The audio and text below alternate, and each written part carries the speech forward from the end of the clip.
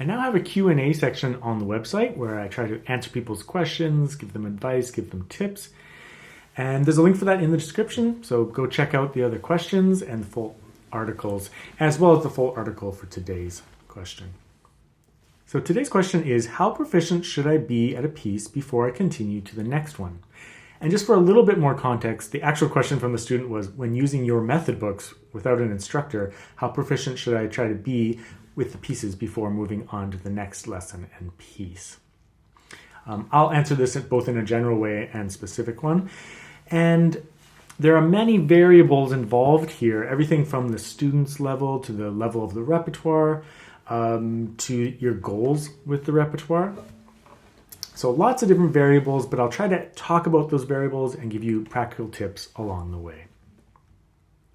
So the first one is accepting mistakes, and this is based on the level of the student. So with beginner students, using my Volume 1 and Volume 2 method books, for example, I don't worry too much about the student making mistakes as long as their sitting position and their hand positions are healthy and on the right track, and they're playing really musically, like, really legato and whatnot. The more advanced the student becomes, the more I start to require less mistakes in their playing and really making sure that we're going towards refinement. But there are exceptions to this. If a student, regardless of level, makes a mistake in the same spot every time they play a piece, then I fully examine the cause. And if you're self-learning, I highly recommend that you do the same. For example, if you're playing a piece, and every time you arrive at that note, you make an error every time you play with that fourth finger, then that must be addressed. If something's happening repeatedly in the same spot, there's probably some issue causing it. We must identify it and get to the root cause of that issue. And in contrast, if a student is making a few random mistakes just due to the multitasking nature of music, that's more acceptable. That's not really a big deal compared to the same mistake over and over, right? Another thing, though, is the number of mistakes is actually also a consideration here.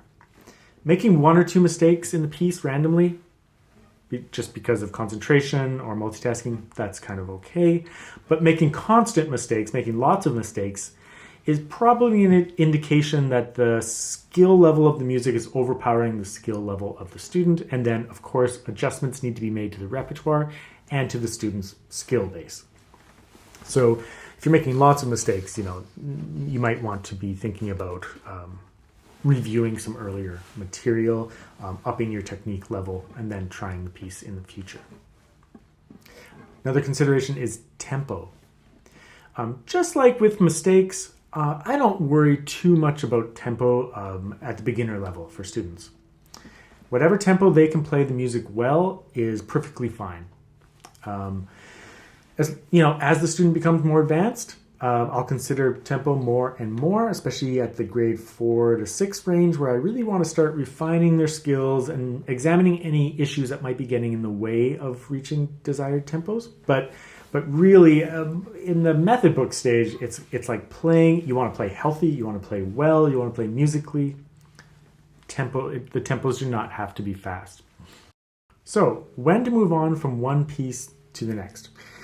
So as we've discussed, when a piece is played with a reasonable amount of confidence, at a comfortable tempo, with not too many random mistakes, not mistakes in the same spot every time, then it's likely that you can now handle learning a new piece as well.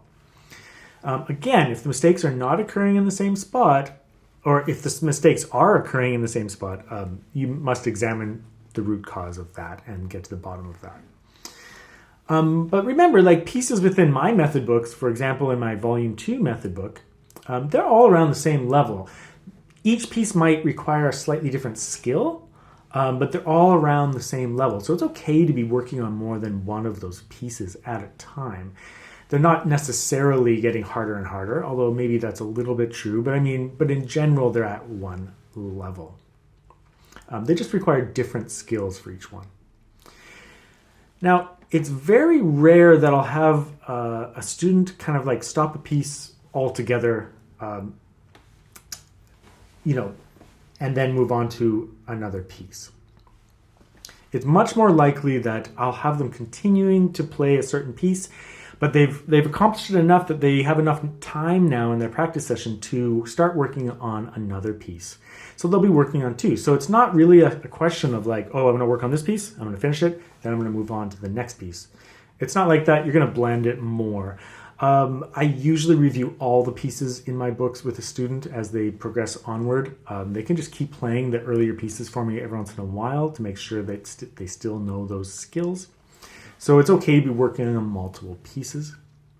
It's only on rare occasions that I might have a student actually leave a piece outright.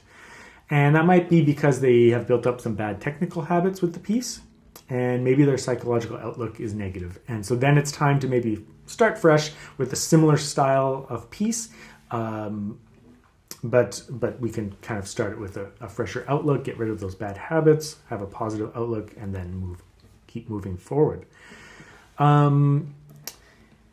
This is pretty rare in my studio because I'm keeping an eye on students, but it does happen. Sometimes it happens, and you can kind of judge that too sometimes. If you're playing an arpeggio piece and you've built up some bad habits, maybe start a different arpeggio piece and try to accomplish the same educational goals, but with a different piece.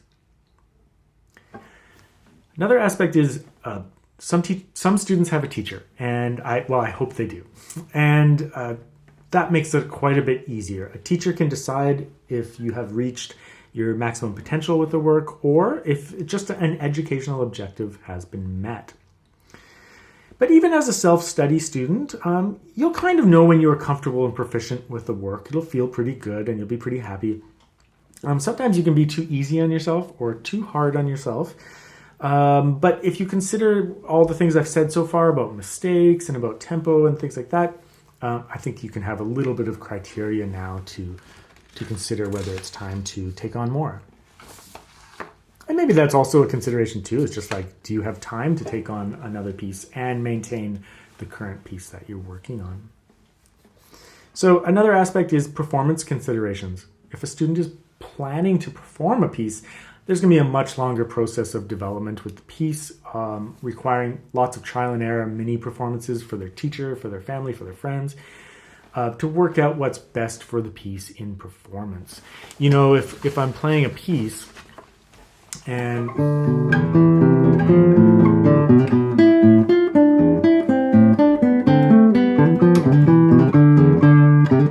at home I can play it like that, that doesn't mean that I'm going to perform it like that.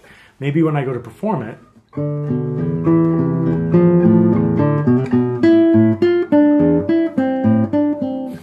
I'll be going a little bit slower, making my articulations a little bit more pointed. So it'll be a little bit different, and that's a longer process of working that out. If a student is more advanced, let's say the grade 6 level and above, the issue of refinement and technical proficiency is a little bit more important. It is important at lower levels as well, but we got, at lower levels we have to keep enthusiasm going, we have to keep their motivation going, all of these things. And maybe by the time a student reaches the grade 6 level or so, they're more firmly like going to keep playing, and they don't need as much enthusiasm pointed at them. The enthusiasm can come from their progress, but nevertheless, ideally students would advance the grades with completely balanced skill sets. But that's rarely the case, actually. Maybe it's just part of being human, but you're going to refine in certain areas and you're going to have difficulty in other areas, and you want to address that as you go. But most students have some very particular strengths. Therefore, once you get to this kind of grade level of grade 6 and above, it's time to really start looking at refinement and concentrating in certain areas to make sure that the piece is developing properly. Sometimes this will require extra technique. Sometimes it will require kind of like cross-contamination pieces. So what I mean by that is that maybe sometimes you're playing a certain piece and you're going to add a ton of technique exercises to up your skills in an area. And also sometimes you're going to pick a whole bunch of pieces that are similar in compositional style or texture at a much lower level, so you can kind of work your way up to that piece and work on musicality and work on different things. So as you become more advanced, the process can be more involved, and it can involve more things that you might do to accomplish your pieces. My final thing I'm going to say about this question, though, is just that don't worry too much about this. Don't worry too much about when to move on to the next piece.